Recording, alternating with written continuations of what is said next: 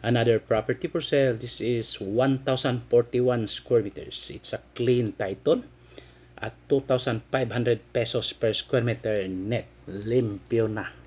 Near TMC, Trinidad Municipal College, Tagum Norte, Trinidad, Bohol. So makita na tong mohon guys. That's the mohon or boundary post.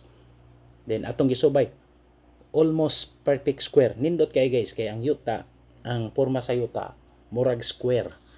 Not totally square yun, pero dool na square ang porma sa yuta. Yeah, all are flat terrain which is very ideal for boarding house or apartment development. So mo ra guys, kita na to gyapon isa ka mohon. Kalit raman pero mao gina natultulan. And that's the owner, no? She is guiding me. So mana guys. Then kana yang itudlo mo na ang 4 meters road right of way.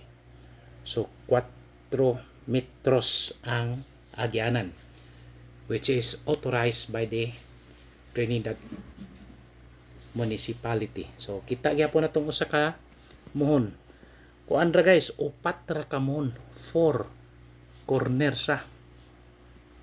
So mao gid na, no? Kato primero ningon siya, oy di na mao, kiri days una gamay. So mao na ano atong gilimpyuhan o kita ang mohon. So kayo mako ano, pero at least mao gyud katultol ko. Then mana ni siya. So makita na to guys, lantaw ra gyud ang Trinidad Municipal College. So nindot kayo ni. Titulado, buhi ang tag-iya, alive and kicking. Then mao na siya, very clean title, original certificate of title. So okay, kita gihapon na tong mohon guys, basta upat ra ka mohon. So nindot kaayo, no?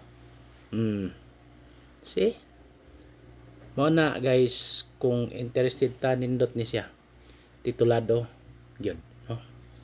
It's a northern part of Bohol province which is around 2 to 3 hours drive from Tagbilaran City and Panglao International Airport or Bohol Panglao International Airport.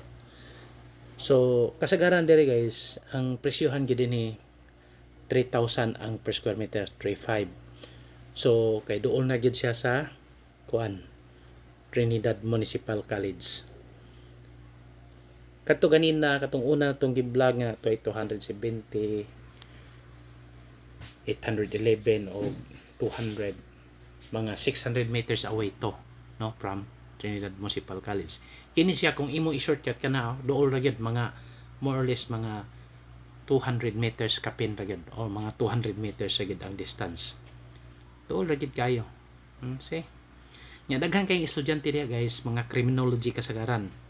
Then napoy coming kay initially na sila 9,000 students criminology. Then next is na IT, information technology, nga mo transfer diha daghan, so madako ang population, so kulang paghapon ang mga boarding house. Although naman tay boarding house, naman tay upat ka room, pero murag ang kining us ka room amo sa ning kuan kay namihimo online. So mag 3 rooms sa gyud, puno-puno gyud na guys, no? Daghan gyud ta og mga gitawag og estudyante. Ranging sa abang diri guys, tag 1,000 ra, ang uban 1,500, ang pareho. Nampay uban ubos-ubos less than 1,000. Pero as for me, no, kung ako'y naikwarta o FW or mas nindot ni kung ari ko mo palit ko ni, titulado naman gid ni siya. So manay naka-advantage. Pero naapot tay titulado, distansya gihapon tag 1,500 ra ang per square meter. Pero going back to this property, nindot kayo kay flat terrain. Basakan man siya guys, honestly, no. Pero gitawag nig basakan nga unirrigated, which can be developed into a boarding house or apartment development. So mao ni ang mga neighborhoods, kita na to darang balay. So kung kita na gitay kwarta, no, for example natay mga 2 million kapin, nindot ni ako ning paliton yun, as in total ng yuta, always appreciate man ang value.